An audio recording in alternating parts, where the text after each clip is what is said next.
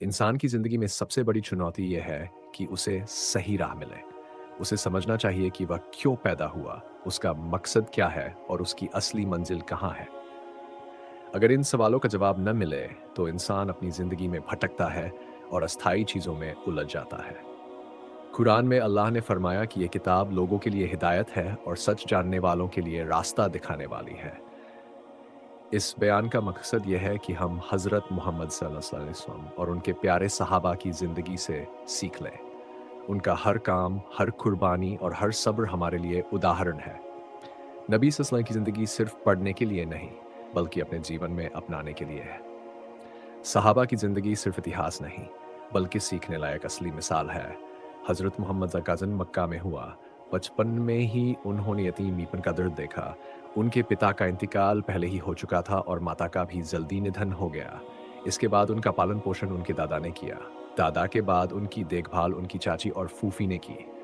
इन कठिन परिस्थितियों में भी नबी ने सब्र किया और अल्लाह पर भरोसा रखा। यही पहला सबक है कि इंसान चाहे कितनी भी मुश्किल हालात में हो, ईमान और भरोसे के साथ उसका सामना कर सकता है।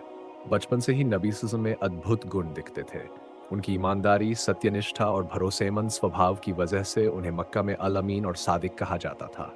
लोग हमेशा उन पर भरोसा कर देते थे। ये हमें यह सिखाता है कि इंसान की असली महानता उसके व्यवहार और अच्छाई में है, दौलत या पद में नहीं। 40 साल की उम्र में उन्हें गारे हीरा में पहली वाही आई। पहला शब्द था इकरा, पढ़ो। इसका मतलब सिर्फ पढ़ना नहीं, बल्कि जान और अमल करना है। यह संदेश था कि हर काम में अल्लाह की हिदायत के अनुसार चलना चाहिए। इस वाही ने मानव जीवन में नई रोशनी और मार्गदर्शन की शुरुआत की। शुरू में लोग इसे समझ नहीं पाए, लेकिन नबी सल्लल्लाहु अलैहि वसल्लम ने धैर्य और अटूट विश्वास के साथ अपना मिशन जारी रखा। सहाबाए किराम का जीवन भी इस संदेश का जीवंत उदाहरण है। हज़रत अबू बकर सिद्दीक ने हर कठिनाई में नबी सल्लल्लाहु अलैहि वसल्लम का साथ दिया और अपनी सारी दौलत अल्लाह की राह में खर्च की। हज़रत बिलाल ने कुरैश की यातनाओं में भी ईमान नहीं छोड़ा। हज़रत उमर फारूक ने पहले इस्लाम का विरोध किया, लेकिन बाद में पूरी तरह से समर्पित होकर इस्लाम के सबसे बड़े सिपाही बन गए। हज़रत अली की बहादुरी और जान इस्लाम के प्रसार में अहम थे। हज़रत हमज़ा और हज़रत मुसअब इब्न उमैर ने अपनी जान अल्लाह और इस्लाम के लिए कुर्बान कर दी। मक्का में कुरैश की यातनाएं, घर से निकाला जाना और शारीरिक सजाएं सभी सहाबा के लिए सब्र और हिम्मत की मिसाल थीं।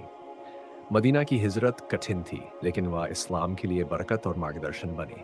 बदर, उहुद और खंदक की लड़ाइयों में नबी सल्लल्लाहु अलैहि वसल्लम और सहाबा ने ईमान और हिम्मत का सर्वोत्तम उदाहरण पेश किया। नबी सल्लल्लाहु अलैहि वसल्लम ने हमेशा इंसानियत और सहानुभूति को अहमियत दी। उन्होंने गरीबों और ज़रूरतमंदों की मदद करना हर मुसलमान की जिम्मेदारी बताया। बच्चों से स्नेह और बुजुर्गों का सम्मान उनकी आदत थी। इससे पता चलता है कि इंसानियत और सहानुभूति ईमान का हिस्सा है। नबी सल्लल्लाहु अलैहि वसल्लम और सहाबा ने ईमान को केवल ज़बान से नहीं, बल्कि अपने कर्म और कुर्बानी से दिखाया। उन्होंने सिखाया कि कठिन समय में सब्र और खुशियों में शुक्र करना चाहिए। यही इंसान को अल्लाह की रजा और सफलता की ओर ले जाता है। हज़रत नबी सल्लल्लाहु अलैहि वसल्लम और सहाबा के वाक़ियात ये सिखाते हैं कि हर परिस्थिति में अल्लाह और रसूल सल्लल्लाहु अलैहि वसल्लम के मार्ग पर रहना चाहिए। कठिनाई में इंसानियत और सच को नहीं भूलना चाहिए। हर इम्तिहान का सामना ईमान और साहस से करना चाहिए। कुर्बानी, ईमान, सब्र और इंसानियत के साथ जीवन जीना ही असली मकसद है।